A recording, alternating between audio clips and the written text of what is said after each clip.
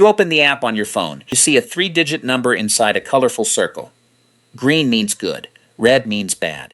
You have been taught to worship this number since you were old enough to sign a legal document. You pay your bills on time. You live within your means. You avoid carrying debt because you were told debt is dangerous. You check the app today, expecting a reward for your discipline. The number dropped. 14 points vanished overnight. You didn't miss a single payment. You didn't take out a new loan. You actually paid off your credit card balance completely. And the algorithm punished you for it. You stare at the glowing screen and feel a quiet, creeping sense of betrayal. You did exactly what society told you to do. You were responsible. But the number did not reward your responsibility. It penalized your lack of profitability. That is the exact moment you encounter the greatest financial lie ever sold to the middle class. Credit score has absolutely nothing to do with how trustworthy you are. It is not a measure of your moral character or your financial stability. It is a mathematical calculation of how much money a bank can safely extract from you over the course of your life. They call it a credit score. It is actually a profitability index. The system does not want you to be free from debt. Debt-free citizen is a completely useless entity to the financial sector. They want you indebted, predictable, and constantly paying interest. If you pay off your balances too fast, you are a defective product. If you are finally starting to see the invisible bars of this financial cage, subscribe, turn on the bell, like this video, and share it with someone who still thinks the system is fair. Comment below with the exact moment you realized the math was rigged against you. Now, let us look closer at the invisible trap. You walk into a bank to apply for a mortgage. The loan officer looks at your history. You have zero debt. You have saved cash for 10 straight years. You are objectively the safest bet in the room. The officer looks at his screen, then looks at you and shakes his head. He tells you that your file is too thin. You are a ghost to the system. You cannot buy a house because you never proved you could be a profitable term servant to a credit card company. They deny the loan. The penalty for being financially independent is financial exclusion. Let's look at how the trap is built. You decide to play their game. You apply for a big credit card. The limit is low, maybe $1,000. They send you the plastic in the mail. It feels like a key, but it is actually a leash. You use it to buy groceries. You use it to pay for gas. At the end of the month, the bill arrives. You have the cash in your checking account to pay it all off.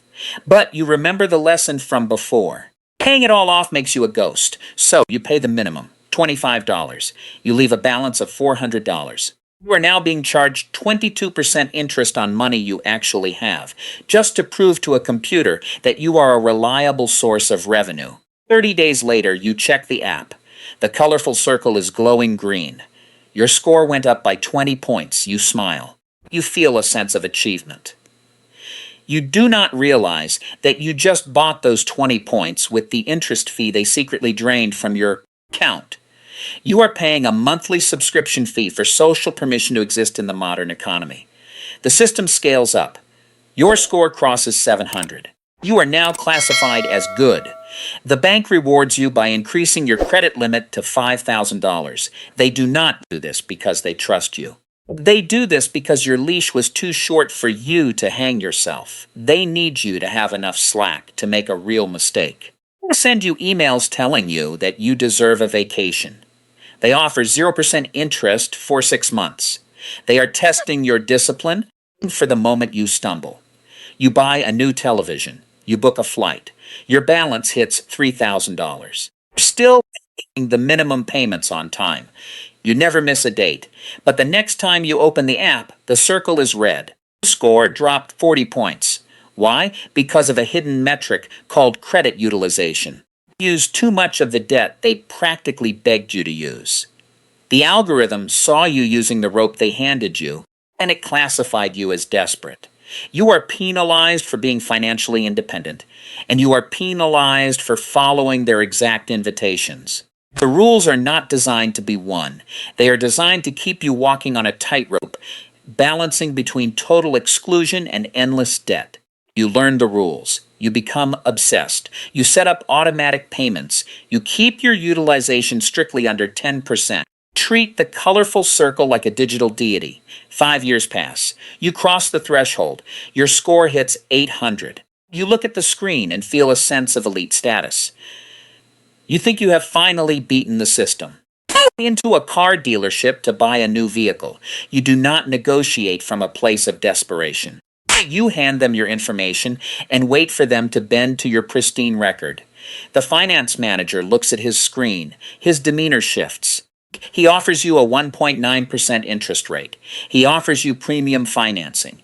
You sign the papers feeling like a victor. You drive off the lot in a depreciating asset financed by the exact institution you thought you just outsmarted. You did not beat the bank. You simply graduated to a more sophisticated level of extraction. At an 800 credit score, the bank stops looking at you as an immediate risk and starts looking at you as a long-term yield. They have a specific internal term for customers like you who pay their balances in full every month to avoid interest. They call you a deadbeat. Let that sink in.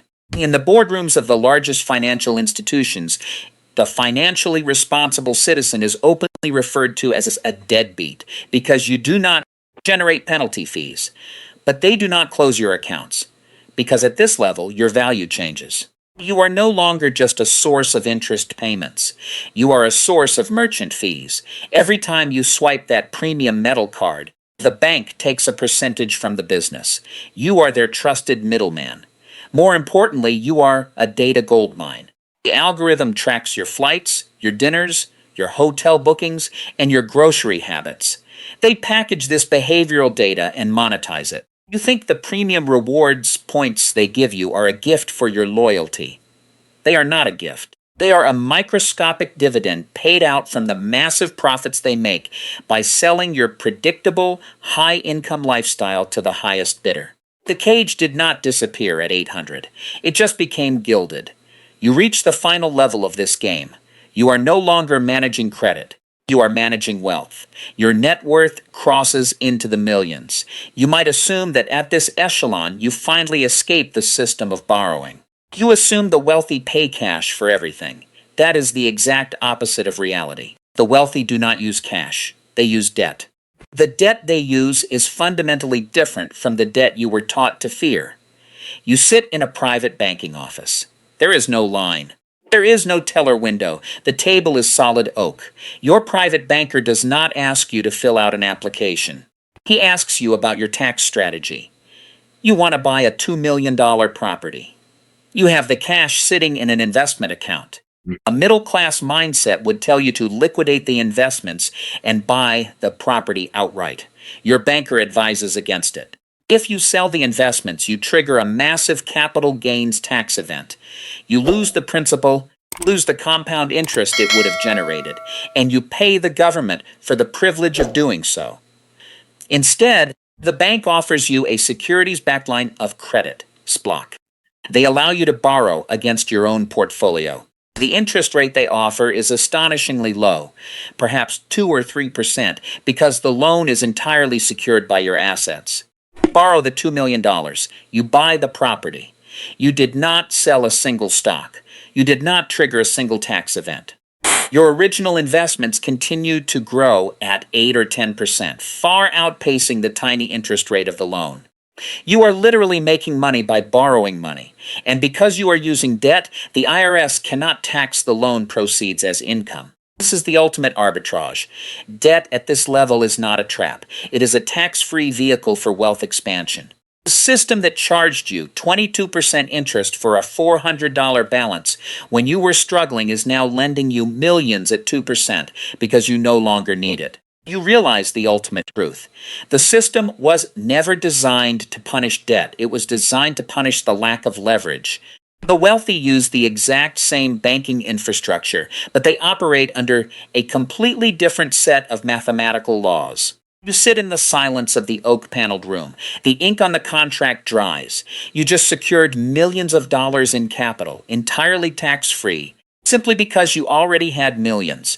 You look down from this altitude and you see the machinery of it all. You see the middle class meticulously tracking their spending, downloading budgeting apps, celebrating a 10-point increase in their credit score as if it were a promotion.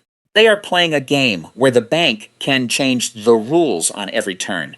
They think they are building wealth. They are actually just proving their obedience. You realize the credit score is not a financial tool. It is a psychological one. It is a compliance grade. It measures how effectively you channel your labor into the financial sector's profit margins. If you refuse the debt, you are erased. If you take too much, you are penalized. If you manage it perfectly, you are harvested for merchant fees and behavioral data. The only way to win their game is to accumulate enough capital that you no longer need their money. And the exact second you do not need it, the bank will practically force their money onto you at the cheapest rates in history. The room is quiet. Money is not a topic of anxiety here. It is just the table you lean on. But somewhere right now, someone else is opening an app on their phone. They are sitting in the dark. From the screen hits their face. They see a 3-digit number inside a colorful circle. It dropped 14 points overnight. They did not miss a payment. They did everything right.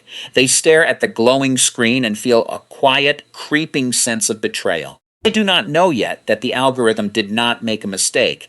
The system is functioning flawlessly. It is extracting exactly what it was built to extract. You are the exact same human being, regardless of the number inside that circle. The bank just decides how to use you based on how much leverage you hold. The system does not care about your responsibility. The system only cares about its return.